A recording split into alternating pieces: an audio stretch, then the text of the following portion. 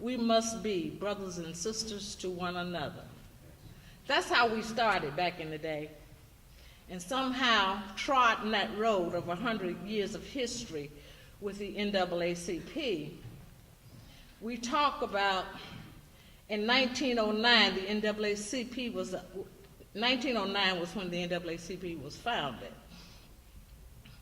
We talked about some of the horrible things that happened that led this organization to become an organization throughout the United States and the world. We have over 500,000 registered members with the NAACP. I thought about that and I said, well, I'll just give you quotes from history. Well, our president in Springfield, Illinois, Abraham Lincoln, it was about 60 people who witnessed the massacre and hanging of black individuals, men and women, and they were appalled. So 60 of them gathered. I would be remiss if I couldn't think of us covering female journalists in Springfield that gathered 60 other folk with her and called a meeting. And this is how the NAACP was formed. She was a white female. At that time, W.E. Du Bois joined them as a journalist.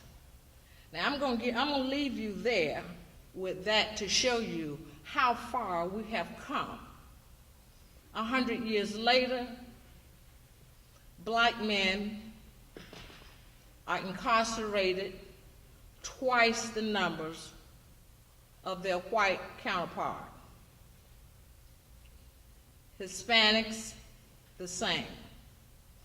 I'm not going to talk racism, but I am going to talk, as Reverend Boyce kindly reminded us yesterday, we're going to have to start moving our legs with our mouth and get proactive in our communities.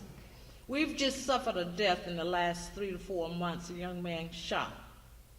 And his father was fully aware of the circumstances and what happened. Now somehow, as Hillary would say, that we all grew up with, it takes a village to raise a child. The village let that little boy down. That little boy is dead today.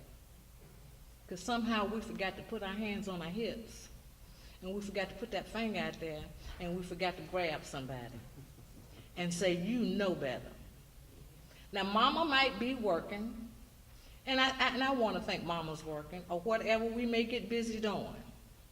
But when the community gets too busy to look after its own, how can we stand up here and fight for civil rights? I just want to be mindful of that, want you to be mindful of that. In my community, that kind of thing still happens. That's why I'm here today. Because some little old nosy lady told my daddy on me every day. Daddy had the word by the time he got down the street, and we were trying to figure out, how does Daddy and Mama know so much?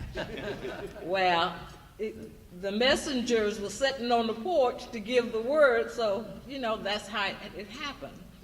But community, as an NAACP president, what we need most from you is to go back to a time and place where we reached out and cared about each other, when we reached out and looked after each other.